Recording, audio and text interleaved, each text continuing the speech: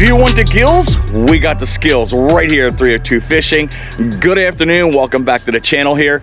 If you're brand new and you haven't already done so, guys, smash that subscribe button, click that notification bell, give us a big fat thumbs up if you like any of our episodes, help us out on the suggested videos, and of course, drop a comment below. Let's get into this episode. I've been waiting for the right time to go ahead and do this episode. It's been in my mind since almost the end of winter, and I just randomly came across this video and I was like, you know what, right now feels like it's the optimal time to go ahead and try to catch this species of fish. We got trees a-budding over here finally. We got a beautiful day out here in this tidal river right now. We've got turtles up on the logs right now, and life is starting to come about. I paid attention to one of our local YouTubers, and I just happened to watch one of their videos, and I saw this species of fish coming up in this tidal water. So I said, yep, let's go ahead and do this. Consistent temperatures of well above the 60s each and every day. We just had a rainstorm that came through late last night, but that shouldn't bother anything at all. But these guys got out here and they caught fish on breaded chicken, guys. So I know these little buggers are greedy for anything that's put in front of their face, but we're gonna go big time. I have never ever caught a double-digit kitty cat. That's right, guys, we're going for catfish today. And there are some doozies in this body of water that we're getting ready to fish in right now. Right over my shoulder here, probably about maybe a half a mile away, there is a lake that begins this river right here, and there's some 20-pounders, almost 30-pounders in there, but I don't think they're ready yet. But I think the big ones are right here in this portion that we're getting ready to fish in right now. But as I mentioned, they caught it on breaded chicken. Today, I saw that episode, as I told you, or later on, or earlier in the year, and we are going to come out, guys, with big old pieces of pork chop. We're doing the pork chop fishing challenge, guys. So we're going to have a medium piece of pork chop, and then we're going to have a big piece of pork chop for that big gigantic kitty cat. Hopefully we can get myself into the double digits, which again, I've never been there before, so that'll be awesome if that actually happens. But let me get off here. Let me get everything all wrapped up. We're going to toss one rod out right now just to see if there's a bite going on. If there's that going on, then we'll get the second rod out there, and we'll get that big old piece of pork chop and hopefully get that teener on the end of the line. All right, so here's our bait, guys. That is that pork chop meat that we're looking at right now that we got from our local grocer here, Redner's. It's literally right in front of my house. I didn't have to go far. It was half price because, again, this meat's coming on its expiration date, and once it's done, it's done. You can't do anything about it. But it doesn't matter what's fresh meat or old meat, man. The stinkier, the better. These catfish like it. But since this meat is not going to its stages of stinkiness, I guess you could say, we're going to try to help it out a little bit, and we're going to have some garlic salt that we're going to throw on these pieces right here just to kind of create the scent trail to bring these fish right to what our target bait is right now. So give me a couple seconds. Let me cut that first chunk, probably about that big right there, and we'll throw that on the white rod and see if we can try to get that bite going. So we got our cheapy little catfish combination that we got from Walmart here that we're going to use. Of course, we use 16-pound test line, as we mentioned to you, like in the perch episode previous to this one right here. This is the catfish line I like to use. Very, very tough line. It very rarely breaks on me. We've got a big old circle hook that's right on here to hold those big pieces of meat. We have a little swivel, a little barrel swivel right there, and that keeps the weight from going all the way down to the hook itself. And then that way there's no pressure on that hook. The fish can pull that freely. And we're going to open spool, which means we're going to open this spool and let the fish run with the bait, because again, we have a very large bait. I want to make sure it kind of gets in the mouth so I can get that hook set on there. I don't want to have any chance of missing these fish. All right, we're going to kind of go maybe with this size right now. That's about the right size to deal with. Get some of that fat off of there. But this is the chunk we're going to start off with right here, man. It's pretty thick, guys, so these guys are going to get a meal's worth, man, if they get a hold of it. And I think I'm going to hook it where the point is right here. So I'm going to bring the hook through and right through that fat, and the fat's kind of going to hold that onto the hook right there. And then we're just going to douse this up with a little bit of garlic here just to get some scent going. All right, so we got our first rod out here right now with a piece of pork chop. And basically what I did is I cut the end of one of the pieces of pork chop, and we put the main attractant on there to go and bring it to that meat, which is the garlic salt. I love when you open this up and you get that big old waft of garlic smell as soon as you open this fresh pack up right here. But I wish I could sit here and eat this all day because I love garlic, man. But if you do that, man, you're never gonna meet a girl in your life, man, because you're gonna stink like garlic each and every day. But it's a very, very good powder that you can use with some Kool-Aid and some water if you want to do it that way. Some people do it dry, which is what we're doing right now. We don't normally do that, but it draws these fish in, man. You see a lot of your worms and everything else like that when you fish for bass and everything else that are scented with garlic. So I don't know what the chemical compound is in here that kind of draws these in here, but it's an effective attractant for these kitty cats if we can get them going. But so far, everything's quiet right now. I don't see perch usually pop up and down in the water. That lets me know there's activity going on. As I mentioned to you, I thought it was low tide, but I think it's slack tide right now because it's barely moving at all. So we're gonna kind of be quiet right now, fishing wise. And again, once things start picking up and that current starts to move in again, that's when we should get the bites. Check out all the cool turtles out there sunning on that piece of log. There's 1, 2, 3, 4, 5, 6, 7. Looks like there's almost 10 turtles sitting on that little log. Okay, we're looking at the Bass Forecast app. I looked at it yesterday. It says it's 8.1 out of 10 of catching fish.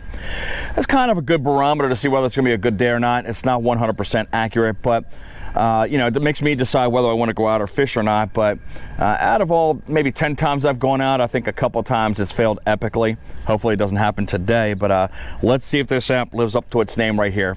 But it's a very good one. You can get it free. It also costs you, I think it's $9 a year or something like that. So I just paid the $9, but I like all the useful information that's on there to help you out and help with your fishing day. It looked like my line was moving. It wasn't giving the telltale catfish kind of tug. I'm hoping it's not a turtle, it's just picking up and floating around with it. But of course, when I pick the rod up, the action stops.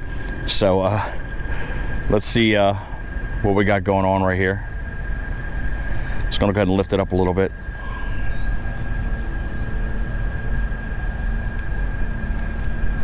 It could be the current too.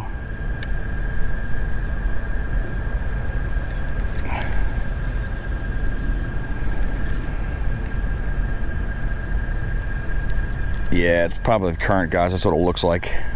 All right, step away from that. Just keep a close look on it. Because usually when you get the catfish hitting, you can see the line kind of flip up like that. But this is a slow, steady straightening out. But it does not, again, look like the tide is moving as of yet, pretty much. And we do have, like I said, a whole bunch of turtles that are right over here. There's some big ones here because there was one when I got up here sitting right next to the dock. It must have been about that big. But yep, I'm definitely watching the line right here. That looks like a catfish hit. Yep. Let's see what happens.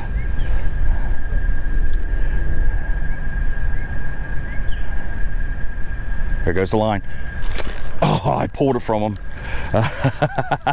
Oh, and I broke the line too, guys. Wow. It was a good hit too. At least we know they're biting. That was definitely a catfish. So we're all retied back up again. We've got our new piece of meat on here. Just douse it up again with some garlic. And let's see if we can get this fish for real. Again, that's probably my fault there. Again, I should have checked the line to make sure there was no frays in there because that literally snapped right at that swivel. There are several species of cat in here. The main ones that you see up in here are mud cats and channel cats. Occasionally do catch a white catfish here and there. You get hooked on that channel cat, man. Hold on, man. That fish fights fiercely. It's just like a carp, man. It's like a missile when it rides in that water. See the line coming to the right-hand side? Something's moving with that bait. I'm gonna wait for my rod tip just to slide across the dock right here. All right, we got a bite going on here.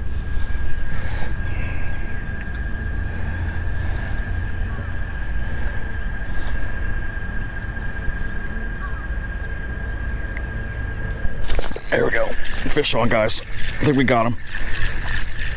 Little one. Oh, he came off. There was definitely a fish on there. Something was chewing on it. Look how it looks like brains. All freshened up.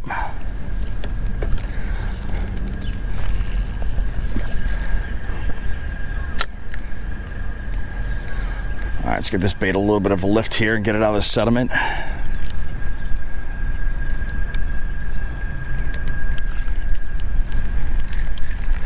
think there might be a, yeah. You know what I got, guys? I think it's a turtle gnawing on the end of that because it felt like it. So we got to keep this line active so these turtles stay off of the bait there. That's never a good sign with turtles biting up on your bait. But about every 5 minutes or so, we're gonna keep that bait moving because it'll irritate those turtles, and they'll, you know, eventually just leave the bait alone.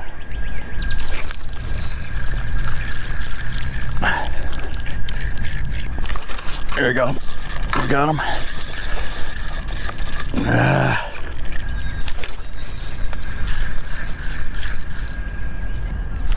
There we go. Fish on. We got him. So I've made my decision here. What I'm gonna do is I'm gonna futz around for another 15 or 20 minutes. I'm gonna go to the top of the lake up here, and we're gonna try our look up there, and hopefully we're not getting all this crap that's going on right now. All right, we're gonna go ahead and change locations, and we're gonna go up into the lake, and we're gonna try our luck there. We're gonna give it about an hour and a half most. 5 o'clock is our cutoff time. All right, let's hope our luck changes right here. We're in a new location. This is one of my favorite spots to come to catfish at. We're gonna throw one out deep and then throw one right about out here where the smooth area is right here, kind of shallowish, and we'll see what happens. Right now, we're just trying to avoid all those crazy turtles.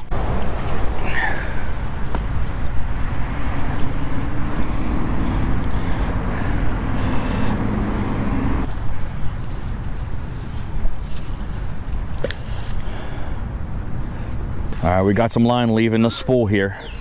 We're gonna let her run for a little bit. It looks like we might have our first fish on.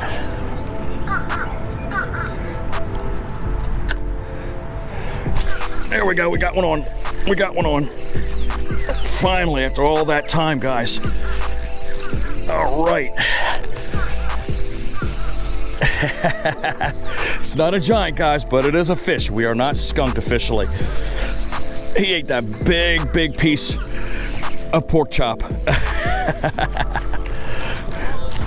Decent size. All right, man. About 2 or 3 pounds, maybe. Circle hook did its job. Good looking fatty. But all that while, guys. Nice looking channel cat. Let's get the hook out of his face and we'll get him on his way. Oh, we gotta go to the car. We gotta get the pliers. But that fish buried that circle hook in its face.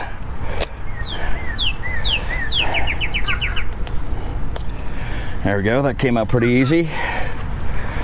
And let's see if we can get our clamp in the side of the mouth there. He is opening up a little bit. Let's see if we can get a weight. Might as well with all the effort we put forth on this fish. Boy, he's clamping down on his mouth there. He doesn't want to be weighed.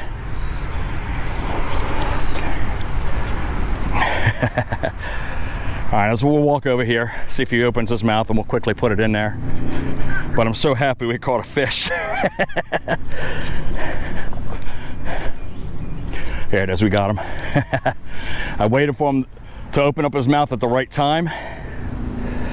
But let's see how much this little guy weighs. He's got a nice little belly on him, as I mentioned. Just about 2 pounds. But let's go ahead and get our caddy on the way there. Making sure we don't get caught up in the barbs in his fins. But one more look at the nice looking fish and get it on its way. She's going. So technically our pork chop challenge is a success, but again, we want that double-digit fish. Again, the pork chop's proven to be a kind of a strong bait. It stays right on that hook. So that bite right there took literally 4 hours to get that one fish on. that's how much time we put out here to try to put these YouTube videos out in front of you, man. So I hope you guys appreciate the efforts that are put out on these fishing expeditions we come out on. So you notice the difference in what is biting on the end of the line. We got one right here, guys. Right here, looks like, yeah, he's running too, he's running.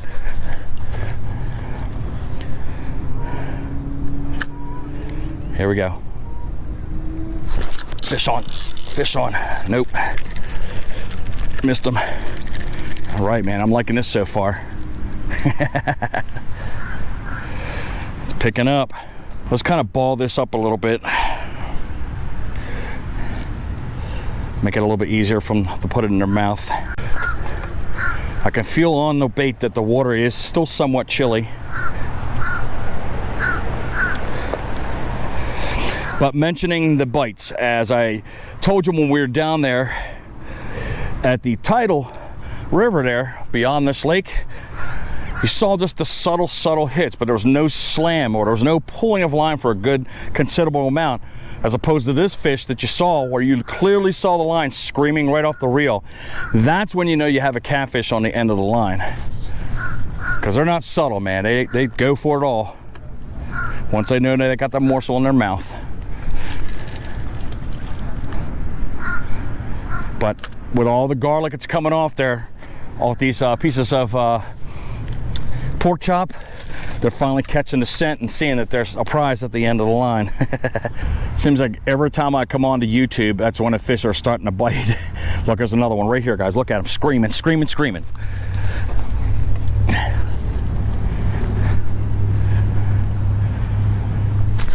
There we go, we got that one. We got that one. All right. All right, little one. Oh, that's a decent one. I thought it was a little one. Get some, son. That's a mud. 2 species. Big fat bellies on these guys too as well. All right, man. All of the time is proven to be fruitful right now. Not even a pound, guys, but look at the coloration on that catfish right there. When this one gets eaten up, man, I'm gonna throw a big piece on there, man, and see if we can get a giant, man. But let's go ahead and get that mud back in the water. She's gone. Here we go, guys, again. That one's taking pretty good line. Wow. This is the hot spot over here. Let's try to put the big piece right in the zone too. Right there. Gonna keep this rod much closer to me right now. As quick as that flurry was, is as quick as it went away, guys. Dead silent on these rods right now. Here we go, guys. We got one right here.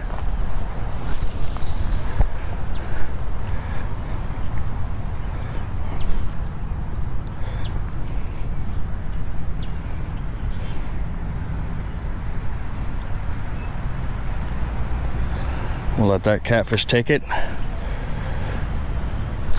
There we go. Got that one. Definitely got that one. All right. That's a good one. That's a good one. That's a good one. All right.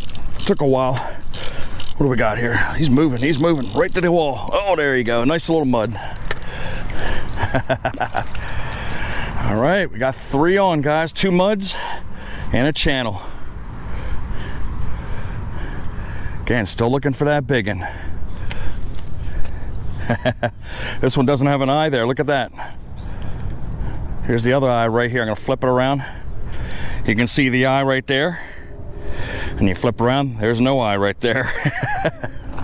But let's get that mud on the way. And she's gone. All right, new piece. Boom. All right, guys, we got a bite on the big one here. Got a bite on the big one. Here we go. Here we go. Come on. That's 2 monstrous hits we had on here. Here we go. Here we go.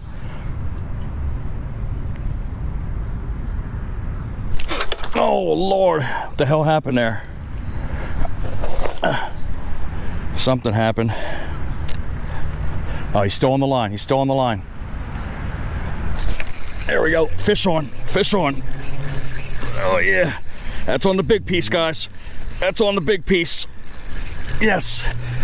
There we go. All right. All right. What do we got here? Another mud. Another bud. Mud, I'm sorry. Bud. All right, we're into the pack of muds right now. Again, all around the 1 or 2 pound range. Boom. Keep it active. She's gone. Wait for the line to tighten up. There you go. There you go. Do we have them? Yep, it's moving. It's moving. Oh, that's a good one. That's another good one. All right. Oh, he just shook the bait off. That was a decent one. It seems like when we put these things in a ball form, that's when we're getting the better strikes. All right, so what I'm gonna do is I'm gonna cut this in half and I'm gonna wrap it around the hook a couple times and see if that will work for us. It's almost like cutting a squid there when you're out on a bay in the ocean there. I was wondering what the buzzing noise was, and I had to look right over in these trees, and it looked like a bird coming in towards me. Then I moved the other way, and I was like, wait a minute, that's a drone. All right, man, ripping line, ripping line, ripping line. Here we go.